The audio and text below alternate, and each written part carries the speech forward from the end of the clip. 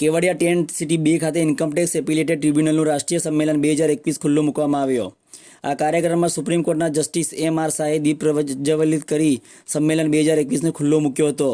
આ 2 દિવસીય રાષ્ટ્રીય સંમેલનના ઉદ્ઘાટન કાર્યક્રમમાં સુપ્રીમ કોર્ટના જસ્ટિસ સંજીવ ખન્ના, ગુજરાત હાઈકોર્ટના justice P.P. Bhatt, solicitor general of ઇન્ડિયાના તુષાર મહેતા તેમજ ઇન્ડિયન લો સેક્રેટરી A.K. મેંદીરાતાજી ઉપસ્થિત રહ્યા હતા. કાર્યક્રમમાં tax practitioner, chartered accountant, tax consultant, ધારાશાસ્ત્રીઓએ શ્રોતાગણ તરીકે ઉપસ્થિત રહી કાર્યક્રમની શોભા વધારી દેશભરમાંથી 200 જેટલા ટેક્સ હિતધારકો આ કાર્યક્રમમાં ઉપસ્થિત રહ્યા હતા.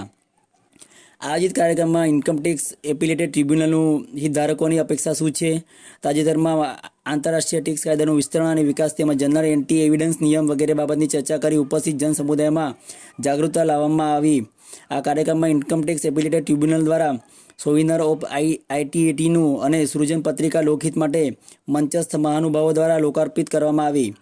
કાર્યક્રમમાં ઇન્ડિયન લોના સેક્રેટરી A.K. મેંદીરાતાજી દ્વારા સેફ્ટી પ્રોટોકોલ, ઈ-ફાઇલિંગ પોર્ટલ અને ડાયનેમિક અને એલાય પોર્ટલોની લોકજાગૃતતા માટે ચર્ચા કરી. સુપ્રીમ કોર્ટના જજ M.R. શાહે કાર્યક્રમમાં નિષ્પક્ષ, સુલભ અને તત્કાલ ન્યાય પર પોતાના વિચારો રજૂ કર્યા. આ કોન્ફરન્સમાં 3 મહત્વના વિષયો રાખવામાં આવ્યા હતા.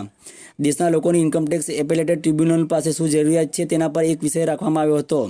બીજો વિષય એ છે કે અત્યારનો મહત્વનો વિષય છે કે ઇન્ટરનેશનલ ટેક્સેશન પરનો ઘણી વખત ડબલ ટેક્સેશનના પ્રોબ્લેમ આવતા હોય છે, તો તેના પર શું નિરાકરણ આવી શકે તેના પર પણ ચર્ચા કરવામાં આવી. જ્યારે ત્રીજો વિષય એ છે કે જનરલ એન્ટી એવિડન્સ નિયમ ઉપર પણ ચર્ચા કરવામાં આવી. બ્લેક મની ઇકોનોમી અસર કરે છે, બ્લેક મની બાબતે કેટલું સ્ટ્રિક્ટ થઈ શકાય તેના બાબતે આ કોન્ફરન્સમાં ચર્ચા કરવામાં આવી હતી. જેમાં income tax officer, chartered accountant, appellate ટ્રિબ્યુનલના મેમ્બર અને એડવોકેટ પણ આ કોન્ફરન્સમાં ભાગ લેવા માટે આવ્યા હતા.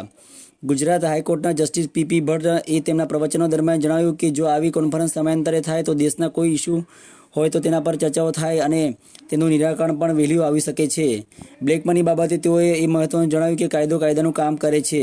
રિપોર્ટિંગ સર્જન વસાવા, દેડિયાપાડા. આજે ઇન્કમટેક્સ એપેલેટ ટ્રાઇબ્યુનલના સાનિધ્ય એ લોકોએ, જેના ચેરમેન શ્રી જસ્ટિસ પ્રદીપભાઈ ભટ્ટ છે, એક નેશનલ કોન્ફરન્સ રાખી છે. 2 દિવસનો સેમિનાર છે, કોન્ફરન્સ છે અને કેવડિયા ખાતે રાખેલી છે, સ્ટેચ્યુ ઓફ યુનિટી જગ્યાએ. અને 3 ઇમ્પોર્ટન્ટ ટોપિક્સ ઉપર કોન્ફરન્સ છે. લોકોનું જે ITAT પાસે જે કોમન મેન છે એનું શું એક્સપેક્ટેશન છે, SSC શું છે એનું એક્સપેક્ટેશન છે, એની પર એક ટોપિક છે.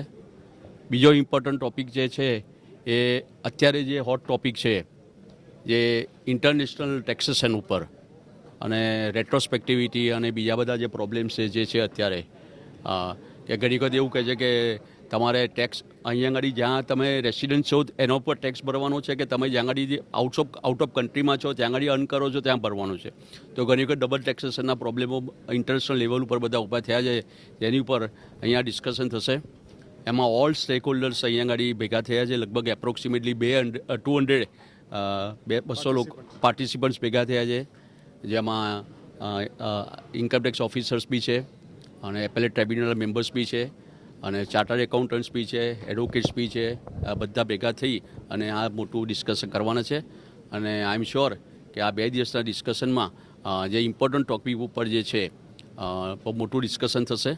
ત્રીજું એક ટોપિક એવો છે કે જે black marketing act, black money act છે એની પર બી ડિસ્કશન થવાનું છે. કારણ કે બ્લેક મની એક એવું છે પેરેલલ એ છે ને ઇકોનોમીને બહુ મોટી અસર કરે છે. એટલા માટે એની પર કે શું તમે થઈ શકે અને કેટલું સ્ટ્રિક્ટ રહેવું જોઈએ અને કેવી રીતે રહી શકે એની પરનું મોટું ડિસ્કશન થશે આજે.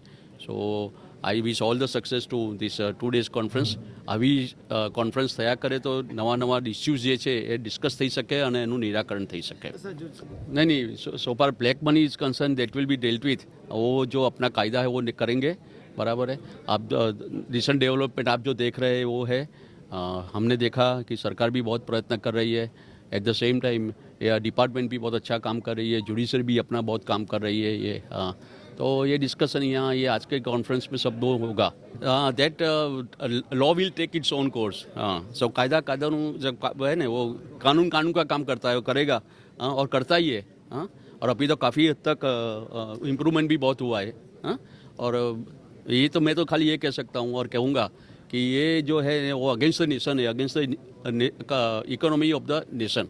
So it should be curved and it should be stopped and it should be जितना सख्ती से काम लेना चाहिए वो लेना चाहिए। Thank you.